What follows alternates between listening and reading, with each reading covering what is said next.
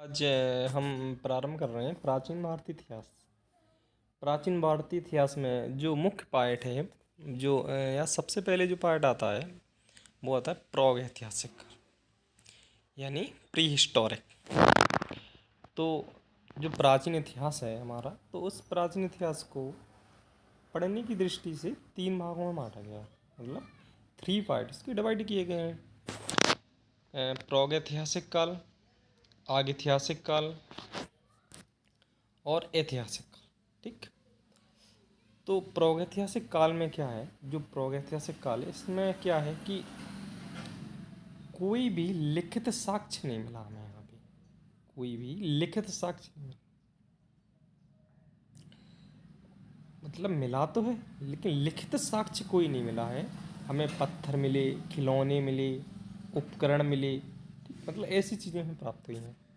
और आगे ऐतिहासिक काल में लिखित साक्ष्य तो मिली हैं, जैसे ताम्रपत्र, ताम्रपत्र पे कुछ लिखे, पत्तों पे कोई भाषा लिखे हैं, लेकिन उन्हें पढ़ा नहीं जा सका, उन्हें पढ़ा नहीं जा सका। और ऐतिहासिक काल में लिखित साक्ष्य तो मिले हैं और उन्हें पढ़ा भी जा सका। ये क्या है? ऐतिहासिक काल। ठीक। प्रागैतिहासिक काल और आगैतिहासिक इतिहास, यानी हमारे जो प्राचीन इतिहास है वो 3 भागों में बांट दिया गया: प्रागैतिहासिक, आगैतिहासिक और ऐतिहासिक। प्रागैतिहासिक में क्या हो गया? लिखित साक्ष्य नहीं मिले।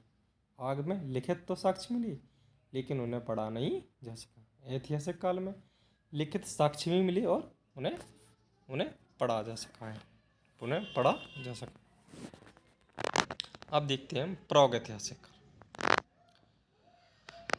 देखो, इस काल में वही चीज़ है कि मनुष्य ने घटनाओं का कोई लिखित विवरण नहीं है इसमें। जो भी हमें जानकारी मिलती है वो उपकरण, ठीक, मिट्टी के बर्तन हैं, खिलौने हैं, इन सब चीज़ों से मिलती है। अच्छा, प्रागैतिहासिक काल के जो जनक हैं वो डॉक्टर प्राइमरोज को माना जाता है। डॉक्टर प्राइमरोज को, डॉक्टर प्राइमरोज को कह रहे हैं, डॉक्टर प्राइमरोज को। इन्होंने लिंग सुगर नामक स्थान से कुछ उपकरण प्राप्त किए। ठीक है। यह स्थान जो लिंग सुगर है वो कहाँ पे? कर्नाटक का रायचूर जिला में, कर्नाटक के रायचूर जिले में। ठीक। और जो पाषाणकालीन संस्कृति का जनक माना जाता है वो माना जाता है रॉबर्ट ब्रूस फुट को। रॉबर्ट ब्रूस फुट को किन्हें माना जाता है? रॉबर्ट ब्रूस फुट को। इन्होंने जो उपकरण प्राप्त किए हैं वो पल्लावरम नामक स्थान से प्राप्त किए हैं। ठीक।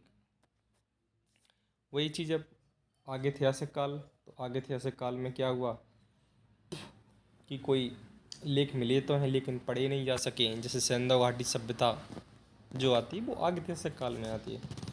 ऐतिहासिक काल, इसमें क्या है कि मतलब लिखित विवरण मिला है, ठीक है, और उसे पढ़ा भी जा सका है, ठीक है, उसे पढ़ा भी जा सका है। इसके बाद हम देखते हैं प्रागैतिहासिक काल। देखो, प्रागैतिहासिक काल 3 भागों में बांटा गया है। 3 भागों में बांटा गया है: पुरापाषाण, मध्यपाषाण और नवपाषाण। पुरापाषाण, मध्यपाषाण, नवपाषाण, 3 भागों में बांटा गया है। पुरापाषाण काल में क्या था? देखो, क्या है कि इस काल में जो है वो आखेटक और खाद्य संग्रहण काल के रूप में माना जाता है। भारत में जो मनुष्य के अवशेष कहीं से भी नहीं मिल पाए हैं, जो कुछ अवशेष के रूप में मिला है वो उस टाइम के प्रयोग में किए जाने वाला पत्थर था। और प्राप्त उपकरण जो हैं उनसे ऐसा अनुमान लगाया जा रहा है कि लगभग ये जो हैं वो 2.5 लाख ईसा पूर्व वर्ष के होंगे। अभी हाल में महाराष्ट्र में एक बोरी नामक स्थान है, वहाँ खुदाई की गई तो खुदाई करने पे अवशेष मिले। इसमें ऐसा लग रहा है कि जो पृथ्वी पर मनुष्य की उपस्थिति लगभग 14 लाख वर्ष पुरानी उस जगह खुदाई हुई, बोरी नामक स्थान पे, महाराष्ट्र के बोरी नामक स्थान पे। तो वहाँ पे खुदाई करने पे वहाँ पे जो भी अवशेष मिले हैं तो उस अवशेषों से हमें ऐसा लगा कि मनुष्य की जो उपस्थिति है वो लगभग 14 लाख वर्ष पुरानी होगी। गोल पत्थरों से बनाए गए प्रस्तर उपकरण भी हमें सोन घाटी से मिलते हैं। गोल पत्थरों से बनाए गए प्रस्तर सोन घाटी से मिलते हैं। पत्थरों की कोर और फ्लक्स प्रणाली द्वारा अपनाए गए औजार मुख्य रूप से जो है वो मद्रास और चेन्नई में पाए गए हैं। इन दोनों प्रणालियों में जो प्रस्तर औजार हैं वो सिंगरौली घाटी और मिर्ज़ापुर है, बेलन घाटी है, इलाहाबाद से भी मिले हैं।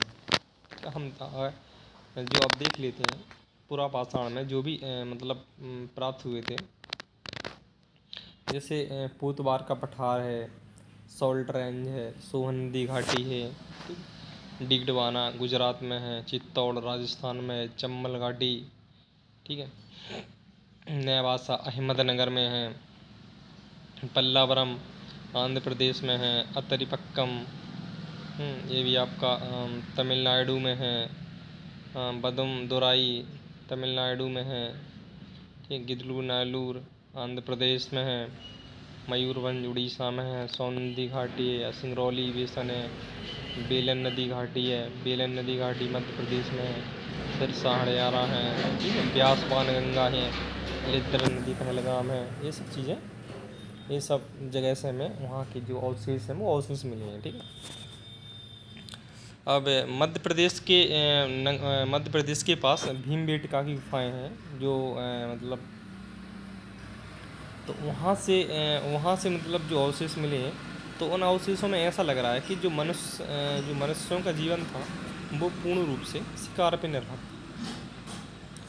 और भी ऐसा लगता है कि अग्नि थी, जो हमारी आग थी, उससे शायद अनभिज्ञ भी हूँ। और शायद ये जो थे लोग वो नीग्रोटो जाति के थे, नीग्रोटो जाति। तो भारत में जो पुरापाषाण जो बांटा गया काल पुरापाषाण को भी 3 भागों में बांट दिया गया है: निम्न पुरापाषाण, मध्य पुरापाषाण, उच्च पुरापाषाण। निम्न पुरापाषाण में क्या था? हस्त कुठार और विदारणी उद्योग था। हस्त कुठार, हाथ से जो कुठार, जो जैसे कुल्हाड़ी है, फरसा है, विदारणी उद्योग। और मध्य पाषाण में फ्लक्स से बने औजार, सल्क या फ्लक्स से बने औजार। उच्च पुरापाषाण में सल्कों और फलकों पर बने औजार, ठीक है। तो निम्न पुरापाषाण वही 2.5 लाख से 1 लाख ईसा पूर्व, मध्य पुरापाषाण 1 लाख से 40,000 ईसा पूर्व, उच्च पुरापाषाण जो है वो 40,000 से 10,000 ईसा पूर्व, ठीक है।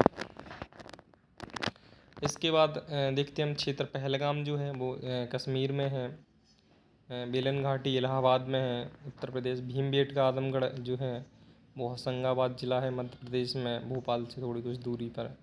सोलार सिंगी तालाब जो मिला है पुरापाषाण कलिंस्थल नागौर जिला में मिला है। नेवासा है अहमदनगर जिला में, महाराष्ट्र में। होसंगी है गुलबर्गा कर्नाटक में है। अतरिपक्कम है जो वो तमिलनाडु में है, ठीक।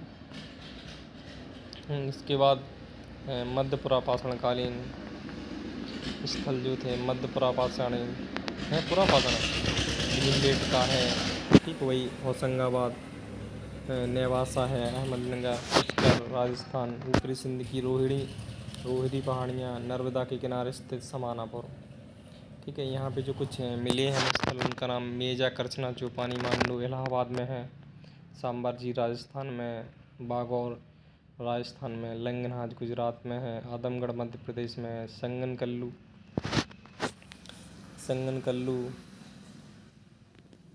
कर्नाटक, रेनीगोंटा और रेनीगोंटा आंध्र प्रदेश में और तिरुनेलवेली तमिलनाडु में।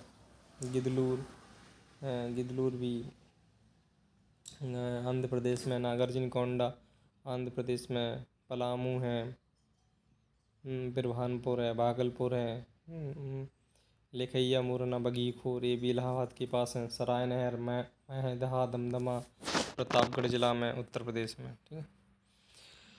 तो अब इस काल में क्या था कि जो उपकरण मिले हैं मध्य पाषाण में वो बहुत छोटे मिले हैं, मतलब छोटे मिले हैं, तो इसलिए इसे लघु पाषाण उपकरण या माइक्रोलिथ भी कहते हैं।